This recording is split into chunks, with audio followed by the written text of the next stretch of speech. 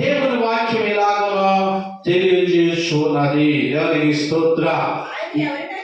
ఆయన ఎవరినైనను వారికి 17వ వచనం, వారికంటే ముందుగా ఆయన ఒకరిని పంపెను. యోసేపు దాసుడిగా అమ్మబడెను. దేవునికి స్తోత్రం. ప్రియమైన దేవుని బిడ్డలారా, వారికంటే ముందుగా ఆయన ఒకరిని పంపాడు దేవుడు. ఆయనే యోసేపు. ఆయన దాసుడిగా అమ్మబడ్డాడు. దేవునికి స్తోత్రం. మనకు సమస్య ఎప్పుడు వస్తాదో తెలియదు. దేవునికి స్తోత్రం.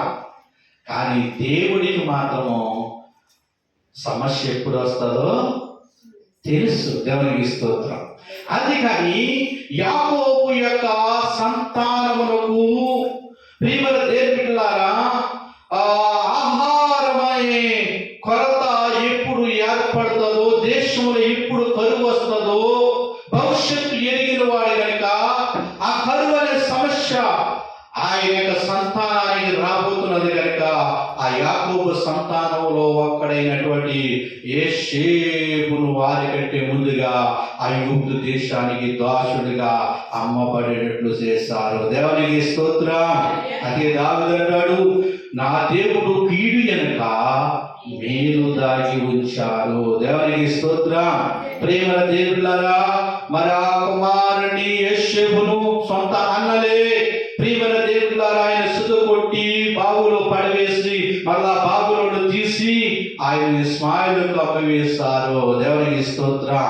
అప్పుడు యాకోబు అనుకోవచ్చు, ఏంటి నాకు ఈ సమస్య, ఎంతో గారాభముగా పెంచుకున్న నా కుమారుడు ఇలాగ హఠాత్మత్తుగా మృగాల పాలైపోయాడు అని తన కుమారుడు మాట విని నమ్మి చనిపోయాడు అనుకున్నాడు. దేవునికి స్తోత్రం. కానీ దేవుని ప్రణాళిక వేరు, దేవుని ఉద్దేశం వేరు.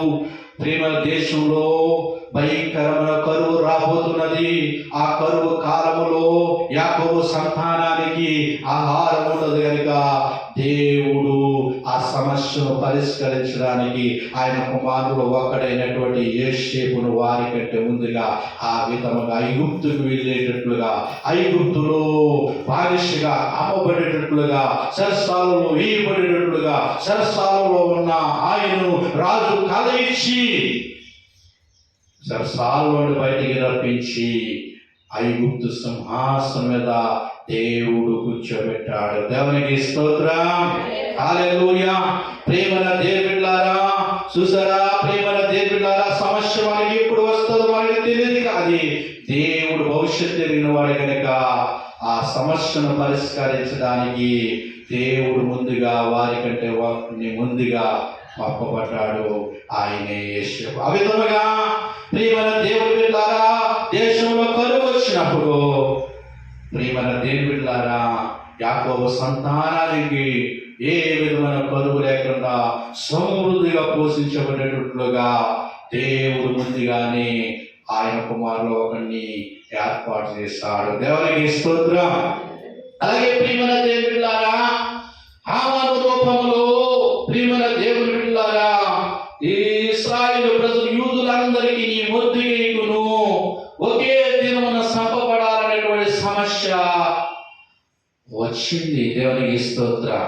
ఆ సమస్య వస్తుందని ముందుగానే ఎరిగినటువంటి దేవునందు భయభక్తులు కలిగి మొద్దుకేయు యొక్క ఆధ్వర్యములో దేవునందు భయభక్తులు కలిగి ప్రార్థనా జీవితం కలిగినటువంటి ఎస్తేరును సూసాను కోటలో 127 సంస్థానాల మీద ఆయన రాణిగా పెట్టాడు. దేవునికి స్తోత్రం. హల్లెలూయా. ఎందుకంటే హామాను రూపంలో ఇశ్రాయేలు ప్రజలందరికీ ఒకే దినమున మరణ దండము, మరణ శాసనము తయారు చేయబడినది. దేవునికి స్తోత్రం. ముందుగా దేవుడు రాణి ఎస్తేరును రాణిగా చేసి ప్రియమైన 3 దినాలు ఉపవాస దినము సాటించి మొదటి ఇశ్రాయేలు యూదులందరూ కూడా ఉపవాస ప్రార్థన చేయడం వల్ల దేవునికి స్తోత్రం. హల్లెలూయా. యూదులందరి మీద రావాల్సిన ఉరిపై అన్ని కూడా దేవుడు తప్పించి శత్రువైన హామాను మీదకి ఆ ఊరిపోయి వచ్చేటట్లు చేసి ఆ సమస్యను పరిష్కారం చేసిన దేవుడు మన దేవుడు. అలాగే ఎక్కడ నీకు సమస్య